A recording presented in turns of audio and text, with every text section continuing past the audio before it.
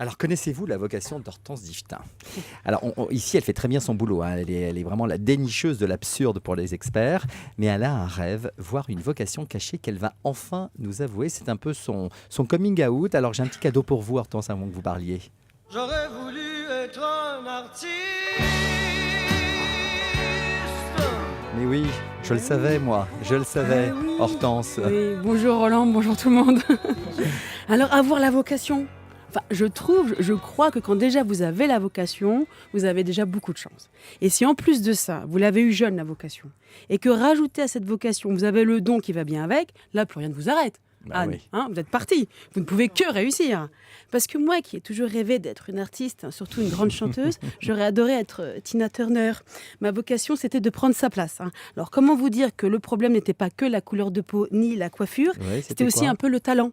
Parce qu'une vocation sans talent, malheureusement, ça ne sert pas à grand-chose. Moi, je vois mes enfants, eux, en plus d'avoir la vocation, ils ont le don, le talent de me prendre la tête. Et comme ils ont eu la bonne idée de commencer tout petit, je peux vous assurer qu'ils y arrivent très bien. Alors, en revanche, ils n'ont malheureusement pas vocation à bien travailler à l'école. Dommage, mais on ne peut pas réussir en tout. Mais ne soyons pas pessimistes.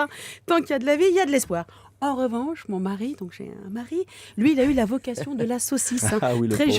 Très jeune, il a eu l'appel de la chipolata, il avait l'amour de la merguez bien faite. Ça peut faire rire, Il peut Mais la obtenir un vocation- prix, il peut obtenir un prix. Oui, Ah, mais on la peut peut-être vocation, l'aider. ce n'est pas que pour les bonnes sœurs, Roland, ni pour les acteurs. L'artisan des métiers de bouche peut avoir eu une révélation et se trouver une vocation pour le boudin. Là, pour le coup, pour mon mari, c'était plus qu'une vocation, c'était une obsession. Vous auriez vu la tête de ses copines de l'époque. Il fallait l'aimer, le boudin. Alors, là où il a eu de la chance, c'est que son père avait avant lui fait son trou dans la saucisse.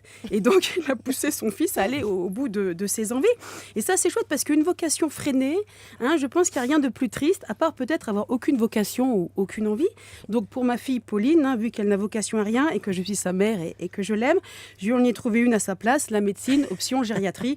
Ça, tout va bien. Alors, quant à moi, Mais vous êtes si jeune en même temps. je me suis découverte une vocation sur le tard. Elle était en moi depuis toute petite, mais étant extrêmement modeste et timide, je ne m'en rendais pas compte. Mais oui, je ne me rendais pas compte que j'étais la reine de l'andouille. Et c'est d'ailleurs grâce à cette vocation commune avec la vocation de mon mari, la vocation de l'andouille, que mon mari et moi, on s'est rencontrés, que l'on a eu 2 petits boudins. Oh, le Voilà. pauvre. Comme quoi la vocation mène à tout. Mais c'est nous qui avons la chance de vous avoir. Donc, votre vocation, c'est d'être avec nous tous les jours.